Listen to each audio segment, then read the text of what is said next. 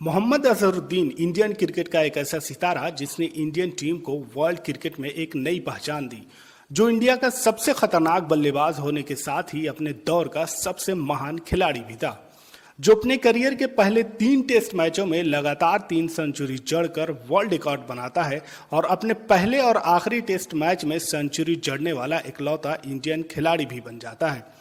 दुनिया उसका लोहा मानती थी, वो गेंदबाजों को अपनी कलाइयों पर नचाता था।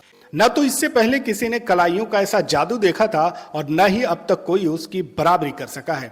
अजहरुद्दीन की बैटिंग के लोग दीवाने होते जा रहे थे और उसकी पॉपुलैरिटी रातों रात 7वें आसमान पर पहुंच चुकी थी। उसकी लगातार कामयाबी की वजह से उसे इंडियन टीम की कप्तानी भी सौंप दी जाती है। अजहर ने अपनी कप्तानी में 2 बार एशिया कप जीता, 3 बार वर्ल्ड कप में कप्तानी करने का रिकॉर्ड बनाया और 1996 वर्ल्ड कप में टीम को सेमीफाइनल तक पहुंचाने में भी कामयाब रहा।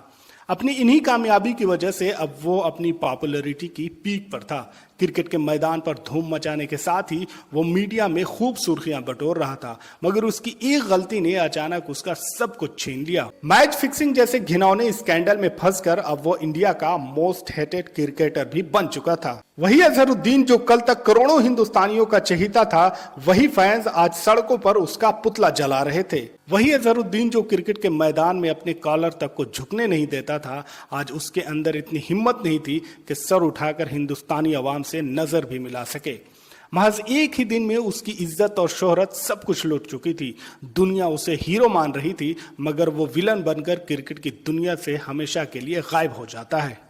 फिक्सिंग की वजह से सन 2000 में बीसीसीआई उस पर लाइफ टाइम बैन लगा देती है। वो अपनी बेगुनाही साबित करने के लिए कोर्ट का दरवाजा खटखटाता है और 12 साल के लंबे इंतजार के बाद उसे कोर्ट से राहत भी मिल जाती है, मगर फिक्सिंग का दाग उसके दामन से नहीं धुल पाता। 2012 में आंध्र प्रदेश हाई कोर्ट अजहरुद्दीन पर लगे लाइफ टाइम बैन हटा देती है। 2009 में वो मुरादाबाद से मेंबर ऑफ पार्लियामेंट बन जाता है और 2019 में उसे हैदराबाद क्रिकेट एसोसिएशन का प्रेसिडेंट भी बना दिया जाता है। अजहरुद्दीन के प्रोफेशनल करियर के साथ साथ उसकी पर्सनल लाइफ भी पूरी तरह से उथल पुथल हो चुकी थी। एक तरफ जहां अजहरुद्दीन अपनी परफॉर्मेंस की वजह से इंडियन क्रिकेट का सुपरस्टार बन चुका था, तो दूसरी तरफ वो शोहरत और फेम की बुलंदी पर पहुंचकर इश्क की दुनिया में कदम भी रख चुका था और संगीता बिजलानी से उसके अफेयर की खबरें मीडिया में पूरी तरह से वायरल हो रही थी। 1996 में अजहरुद्दीन अपनी बीवी नूरैन को तलाक देकर संगीता बिजलानी से शादी कर लेता है, मगर ये जोड़ी भी कामयाब नहीं रही। 2010 में संगीता बिजलानी और अजहरुद्दीन की तलाक की खबरों के बाद अजहरुद्दीन को यहाँ भी मायूसी हाथ लगती है। जिस फेम की वजह से संगीता उसकी जिंदगी में आई और जिसकी वजह से वो अपनी पहली बीवी नूरैन को अपनी जिंदगी से जुदा करता है, संगीता से तलाक के बाद अब न तो उसके पास क्रिकेट थी जिसने उसे सुपरस्टार बनाया था, न ही पहली बीवी नूरैन जिसे उसने अपनी नई मोहब्बत की वजह से अपनी जिंदगी से निकाल दिया था, और न ही वो संगीता बिजलानी जो नूरैन की जगह पर अजहरुद्दीन की जिंदगी में आई थी।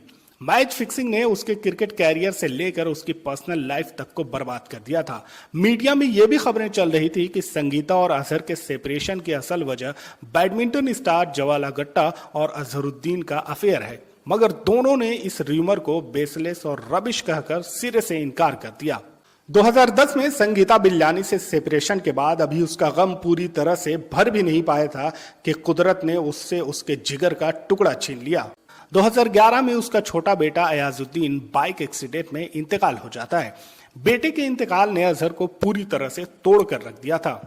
1984 में इंग्लैंड के खिलाफ अपने क्रिकेट कैरियर की शुरुआत की और पहले मैच में 110, दूसरे मैच में 105 और तीसरे मैच में 122 रनों की पारी खेलकर लगातार 3 मैचों में 3 सेंचुरी जड़ने वाला इकलौता इंडियन खिलाड़ी बन गया। अपनी पहली 3 पारियों में ही अजहरुद्दीन ने यह साबित कर दिया था कि वो लंबे रेस का घोड़ा है।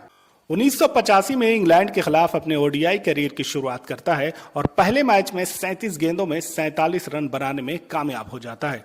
शुरुआती मैचों में शानदार परफॉर्मेंस के बाद आने वाले मैचों में कई अहम पारी खेलकर टीम की जीत में अहम रोल अदा करता है। वो एक पर एक शानदार पारी खेलता रहा और क्रिकेट की दुनिया में स्टार बनकर उभरने लगा। उसकी पॉपुलैरिटी का ही नतीजा था कि डेब्यू के महज 1 साल के अंदर 1986 में उसे अर्जुन अवार्ड से नवाजा जाता है और 1988 में पद्म श्री अवार्ड का हकदार भी बन जाता है। उसके एक साल बाद ही 1989 में अजहरुद्दीन को इंडियन टीम का कैप्टन बना दिया जाता है। अजहरुद्दीन ने 47 टेस्ट में इंडिया की कप्तानी की, जिसमें 14 मैचों में इंडिया को जीत मिली, जबकि 174 ओडीआई में से 90 मैचों में जीत हासिल करने में कामयाब रहा। इंडिया को मिले अब तक के कप्तानों में अजहरुद्दीन रिकॉर्डों के मामले में सबसे आगे था, लेकिन उसके बाद सौरव गांगुली और महेंद्र सिंह धोनी ने उसका ये रिकॉर्ड भी तोड़ दिया। 1990 में टीम इंडिया 3 टेस्ट मैचों की सीरीज के लिए इंग्लैंड का दौरा करती है। अजहरुद्दीन ने जिस टीम के खिलाफ अपने करियर की शुरुआत की थी, अब वही उसी के खिलाफ बतौर कप्तान 2-2 हाथ करने को तैयार था। 3 मैचों की सीरीज का पहला मैच इंग्लैंड ने जीता, जबकि दूसरा और तीसरा ड्रॉ रहा। इंग्लैंड की मजबूत गेंदबाजी के सामने जहां दूसरे बल्लेबाज टिक भी नहीं पा रहे थे, वहीं अजहरुद्दीन के सामने इंग्लिश गेंदबाज बेबस नजर आ रहे थे। पहले मैच में अजहरुद्दीन ने 121, दूसरे मैच में 179 और तीसरे मैच में 78 रनों की शानदार पारी खेली और इस सीरीज में 2 सेंचुरी और 1 50 के साथ 85 के एवरेज से कुल 426 रन बनाकर प्लेयर ऑफ द सीरीज बन गया। किसी इंडियन कप्तान के जरिए इंग्लैंड में यह अब तक का सबसे बेस्ट एवरेज था, लेकिन 2018 में विराट कोहली ने अजहरुद्दीन का यह रिकॉर्ड तोड़कर अपने नाम कर लिया। इंग्लैंड में शानदार परफॉर्मेंस के बाद अब बारी थी 1990 में होने वाले एशिया कप की। फाइनल में श्रीलंका ने 204 रनों का टारगेट दिया और इंडिया ने 7 विकेट से यह मैच आसानी से जीत लिया, जिसमें मांजरेकर ने 75, तेंदुलकर ने 53, जबकि 138 के स्ट्राइक रेट से खेलते हुए अजहरुद्दीन ने 39 गेंदों में नॉट आउट 54 रनों की पारी खेली और प्लेयर ऑफ द मैच का अवार्ड भी अपने नाम कर लिया। एक साल बाद 1992 में वर्ल्ड कप होने वाला था और अजहरुद्दीन की कप्तानी में इंडियन टीम पूरी तरह से तैयार थी, मगर टीम इंडिया 8 मैचों में से सिर्फ 2 ही मैच जीत पाती है और ग्रुप स्टेज में ही वर्ल्ड कप से बाहर हो जाती है। 1995 में इंडिया और श्रीलंका एक बार फिर एशिया कप के फाइनल में आमने सामने थे। श्रीलंका ने पहले बैटिंग करते हुए 230 रनों का टारगेट दिया। सचिन तेंदुलकर के 41, नवजोत सिंह सिद्धू के 84 और कप्तान अजहरुद्दीन के शानदार 90 रनों की बदौलत इंडिया ने 8 विकेट से यह मैच जीत लिया। अजहरुद्दीन की कप्तानी में लगातार ये दूसरा एशिया कप था जिसके दोनों फाइनल में Azharuddin player of the match चुने गए थे। 1992 वर्ल्ड कप में टीम इंडिया के फ्लॉप शो के बाद 1996 वर्ल्ड कप में टीम इंडिया मजबूत दावेदार मानी जा रही थी, क्योंकि ये वर्ल्ड कप इंडिया और पाकिस्तान दोनों मिलकर होस्ट करने वाले थे। ग्रुप स्टेज में शानदार परफॉर्मेंस करके इंडियन टीम सेमीफाइनल में जगह पक्की कर चुकी थी। श्रीलंका इंग्लैंड को, जबकि इंडिया डिफेंडिंग चैंपियन पाकिस्तान को हराकर सेमीफाइनल में आमने सामने थी। कोलकाता के ईडन गार्डन में लाखों इंडियंस टीम इंडिया की जीत की उम्मीद लिए पुरजोश थे, मगर 251 रनों के टारगेट का पीछा करने उतरी इंडियन टीम 120 रन पर 8 विकेट गंवा चुकी थी। इंडिया के बड़े बड़े शेर ऐसे आउट हो रहे थे जैसे वो खेलने नहीं बल्कि अपोजिशन को जीत दिलाने के इरादे से आए हों। एक वक्त जहां इंडिया 98 रन पर 2 विकेट्स गंवाए थे, वहीं अगले 22 रन के अंदर इंडिया ने 6 विकेट गंवा दिया और अब 120 रन पर इंडिया के 8 विकेट हो चुके थे।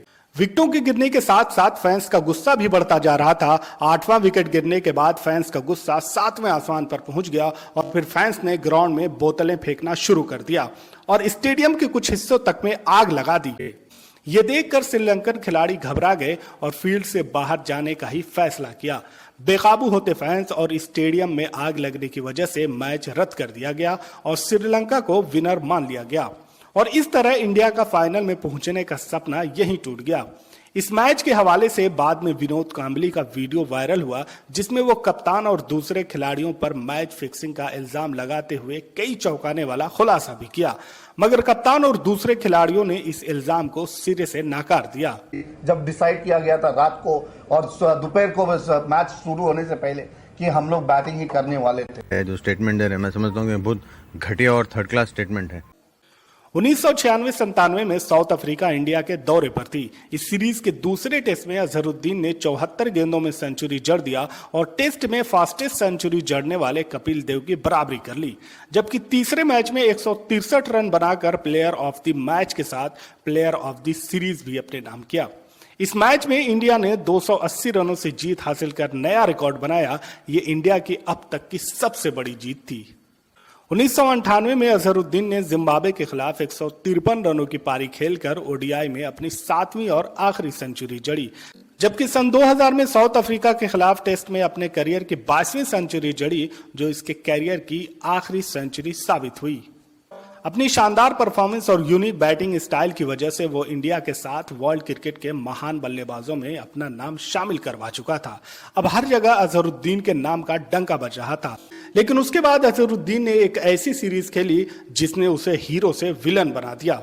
सन 2000 में हुई इंडिया और साउथ अफ्रीका सीरीज के 5 मैचों में अजहरुद्दीन ने महज 28 की औसत से सिर्फ 112 रन ही बनाया। और इन्वेस्टिगेशन में पता चला कि अजहर के खराब बल्लेबाजी के पीछे का राज मैच फिक्सिंग है। जैसे ही ये खबर मीडिया में आई तो हाहाकार मच गया। किसी को यकीन नहीं हो रहा था कि अजहरुद्दीन जैसा महान बल्लेबाज इतना बड़ा जुर्म कैसे कर सकता है।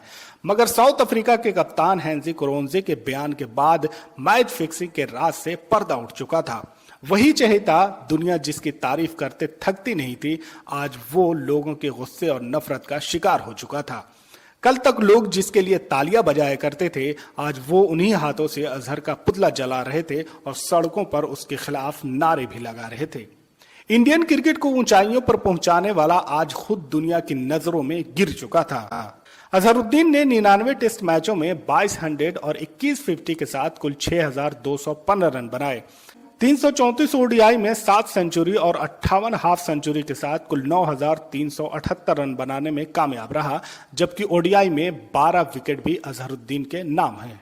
और इस तरह से कलाइयों का जादूगर मैच फिक्सिंग के जादू में फंसकर पूरी तरह से क्रिकेट से छूमंतर हो गया। वीडियो पसंद आया हो तो इसे लाइक कर लें, चैनल पर नए हैं तो इसे सब्सक्राइब कर लें। मिलते हैं अगले वीडियो में, तब तक के लिए आप अपना ख्याल रखें। Thanks for watching.